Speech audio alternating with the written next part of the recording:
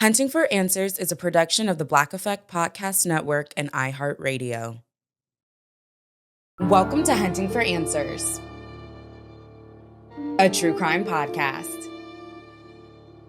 I'm your host, Hunter. Just after 11 o'clock on the night of July 5th, 2007, the quiet outside an Atlanta apartment complex was broken by a woman screaming, "Help! Help!" Residents looked outside their windows. Some rushed outside. What they saw lasted only seconds. A woman struggling with two men. A maroon sedan pulling away at high speed.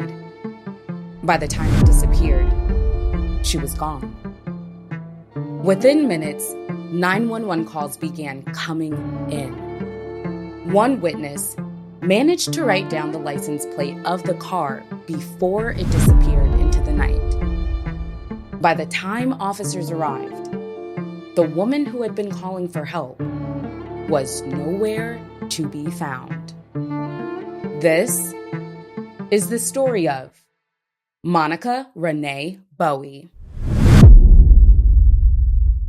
When officers arrived at the Berkshires at Lenox Park Apartments on Gables Drive, they found a parking lot that told a story of its own.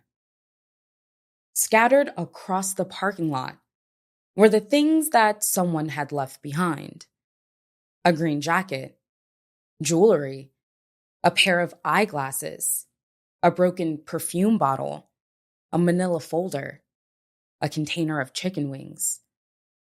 Investigators also recovered 2 broken fingernails. To detectives, the evidence appeared consistent with a violent struggle. But there was one thing they could not find: the woman at the center of it. The evidence left behind was only part of the story. Detectives now needed to understand what people had seen. Several people described the same vehicle: a maroon 2002 Mercury Sable. One witness provided the license plate number. It would help investigators identify the car. Less than 24 hours later, investigators found it. The Mercury had been abandoned. It had also been set on fire. Whoever burned the car appeared to have tried to destroy evidence. But the fire did not erase the questions. Who was the woman, and why had someone taken her?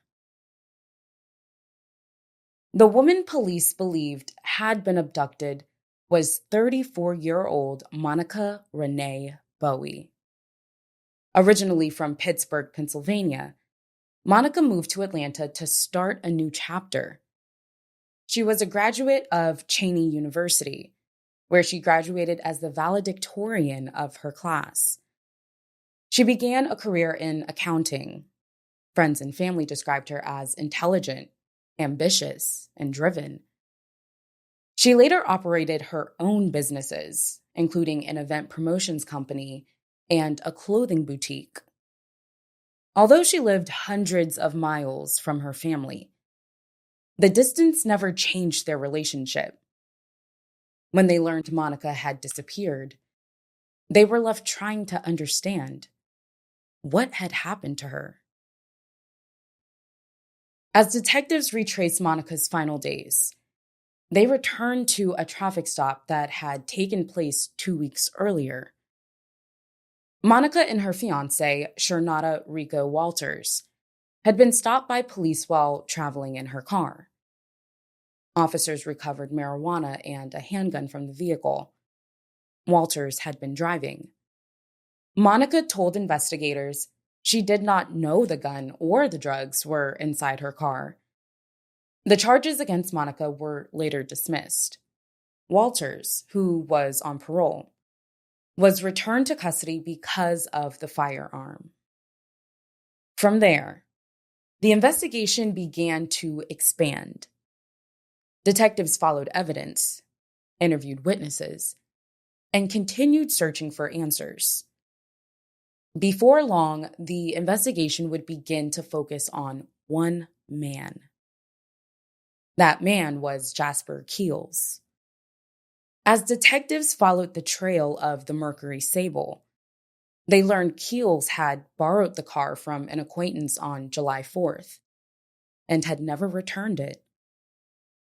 On July 11th, 2007, detectives arrested Keels on a charge of theft by taking. At the time, Monica was still missing, and the case was far from over. The arrest did not bring the case to an end. 2 months after Monica disappeared, the case continued to develop. In September 2007, investigators charged Jasper Keels with kidnapping, but there was still no sign of Monica. And the questions that had begun in the parking lot on July 5th remained unanswered. Where was Monica? As the investigation continued, detectives said they did not believe Monica had been randomly targeted. Instead, detectives theorized the kidnapping was connected to illegal drug activity. Authorities, however, did not identify Monica as being involved in illegal drug activity.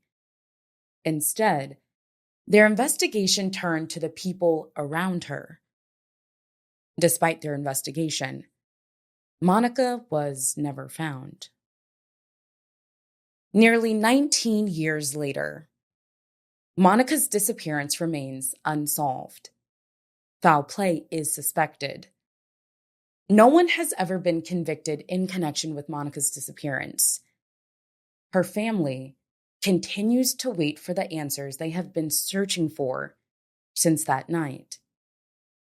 If you have any information about the disappearance of Monica Renee Bowie, you are urged to contact the DeKalb County Police Department.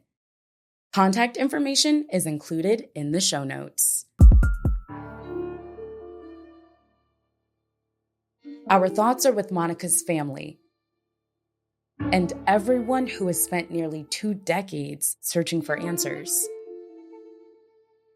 Let's continue sharing Monica's story. For more cases and updates, follow Hunting for Answers. You can also join us in our Facebook group and find us on YouTube, Instagram, and TikTok. And as always, if there's a story you believe deserves attention, we'd love to hear from you. Thank you for joining us for another episode. Until next time. Hunting for Answers is a production of the Black Effect Podcast Network. For more podcasts from the Black Effect Podcast Network, visit the iHeartRadio app, Apple Podcasts, or wherever you listen to your favorite shows.